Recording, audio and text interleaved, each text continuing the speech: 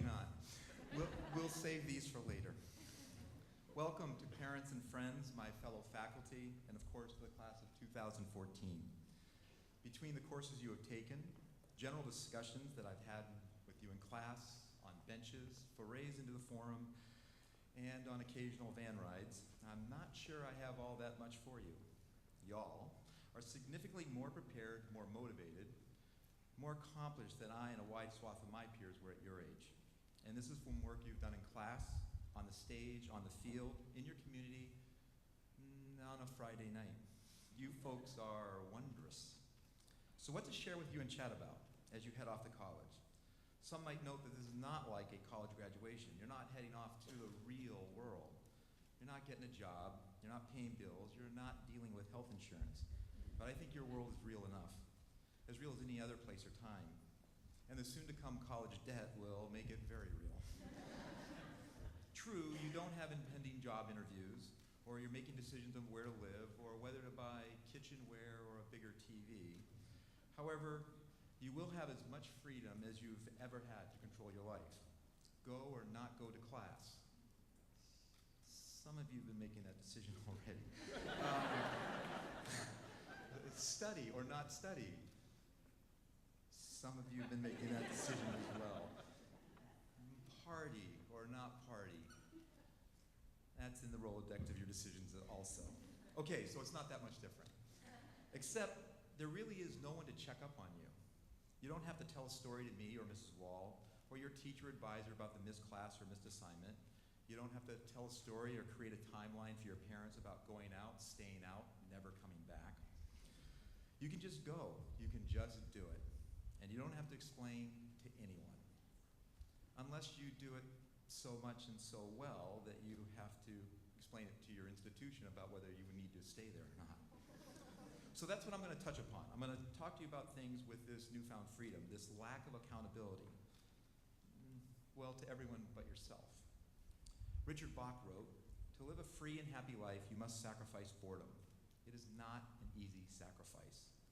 Now, I'm not saying that you should meet a total stranger in a bookstore and then soon after that drive into the middle of the Maine woods to practice kendo for 2 years. Show of hands for anybody that's done that. Okay. Or dare to retrieve a cherished, yet not so valuable Bud Light hat by jumping into the ocean off the coast of Italy in shark-infested waters. Anybody? No. Or to even join the faculty book group. But you do have to give up. But you do have to give up and at least challenge the idea of whatever, post up and zone out. I'm just chillin', veggin'. These are powerful statements and worthwhile in their own right.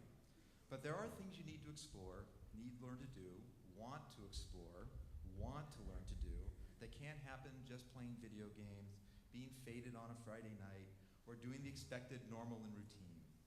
And by the way, I do get it. All of the previous can be epically entertaining. But if this is the routine, the norm, it can be also the start of being boring.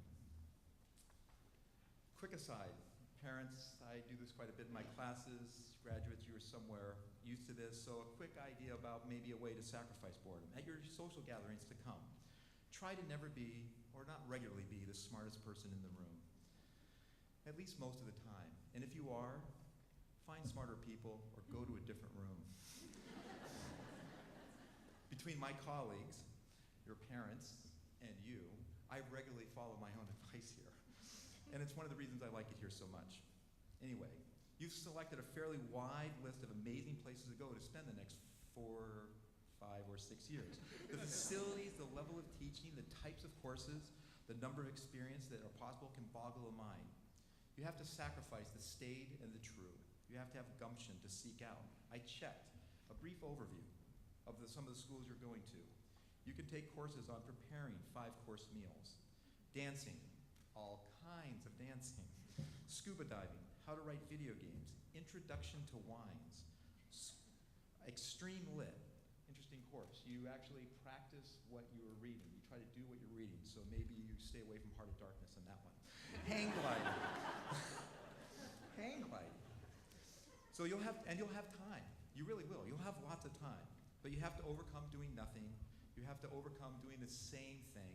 You have to set out even if it's on your own. Boredom is a siren that calls you down. It's so peaceful. It's so chill. Boredom can be fun, but it doesn't build you up. It's not an easy sacrifice. I hope you'll make it from time to time.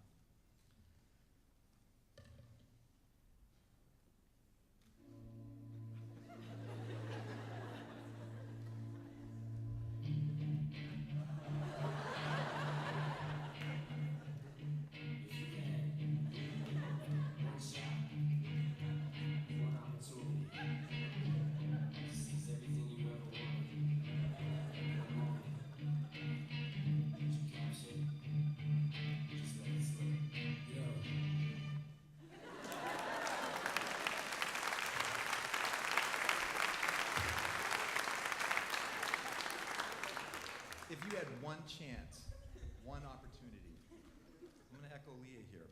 The character Benjamin Mee says in We Bought a Zoo, you know, sometimes all you need is 20 seconds of insane courage. Just literally 20 seconds of embarrassing bravery. I promise you something great will come of it. You may recall the lip sync competition during the year, and if you have not, then you have this. One of the scariest things I've ever done. I can't even detail the level of trepidation on this. Two thoughts at the time. Home turf.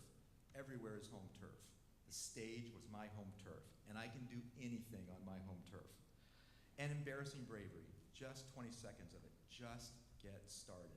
And one of the scariest things I ever, and maybe never, wanted to do turned out to be a blast. It generated a memory I'll have for a very long time, and was important in other ways that I can't get into here. But I had to accept the risk of it. No names here, but I did ask a number of your peers about doing this with me. The original idea was to have 2 students and 2 teachers do this. All the students said no. I'm not going to be the first. Mr. B, this is not me. Mr. B, this could be embarrassing. As you go off to college, I ask you to consider yes. Be the first. Do not care what others might see or think. The best of your current friends and your potential interesting new friends will love it. And whether asking someone to dance or accepting, or to check out a new art exhibit, or to be a college radio DJ, try anything new. A lot of times it comes down to that 20 seconds of insane courage, willing to be embarrassed. The culture at times really tamps down on this. It even punishes those who do this. But there are aspects of the culture that cherish this and love it. So I ask you to find those 20 seconds and embrace them and let them out.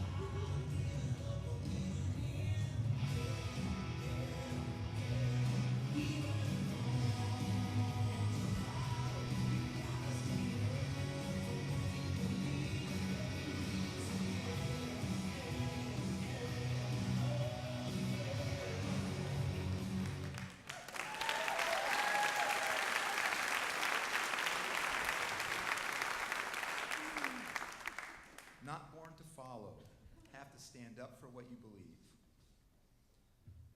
That the meaning of life and what life is up to you. You've had so many required courses. Your life is about to become full of electives.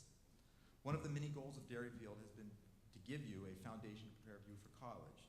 This has not only been about the classes taken, the workload given, the research and editing processes honed, but also hopefully you have an inkling of your passions and your interests. And by the way, as an undeclared major as I entered college, who originally was thinking about wildlife management, I think it seems perfectly fine, it's okay if you have no idea what you want to do.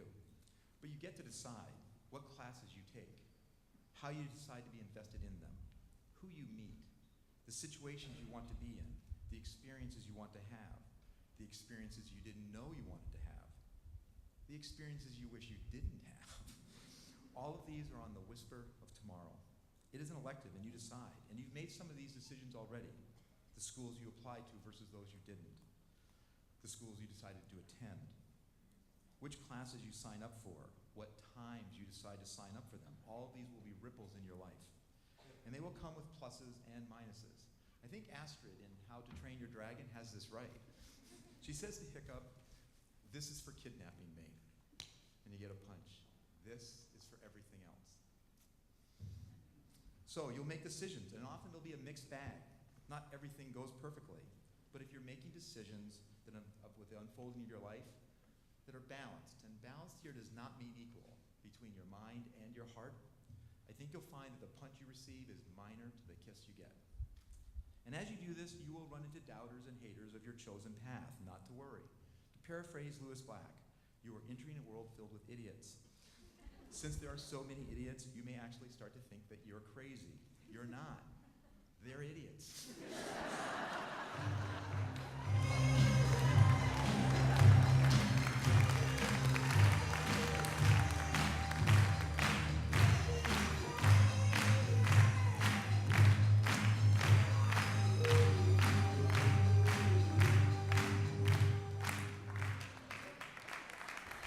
You're not crazy. So there you go. As you go off to college, sacrifice boredom. You're all going to amazing environments with equally impressive classmates. Take advantage. Go experience it. 20 seconds of insane courage, embarrassing bravery. It might take that to sacrifice boredom. It is worth it. The meaning of life and what you want it to be, it's up to you. Have you thought about this? Please do so. It's worth it. And your life you want to have unfold, don't have it happen by have it unfold by happenstance. Have it unfold by purpose. So 2 last things.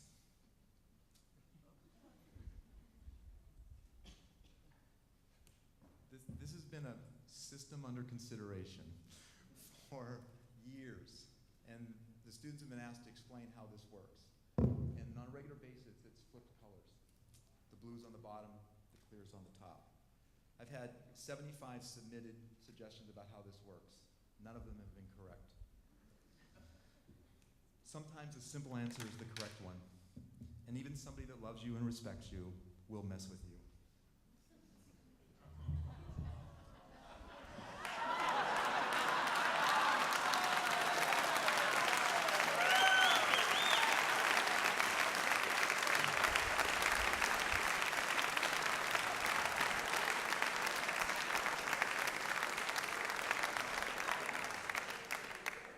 So simple. Every class I get asked, can we blow something up? Why, yes, today we can. It'll be okay.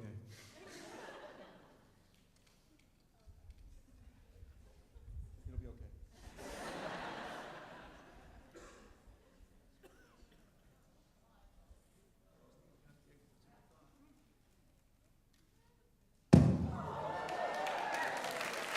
Congratulations.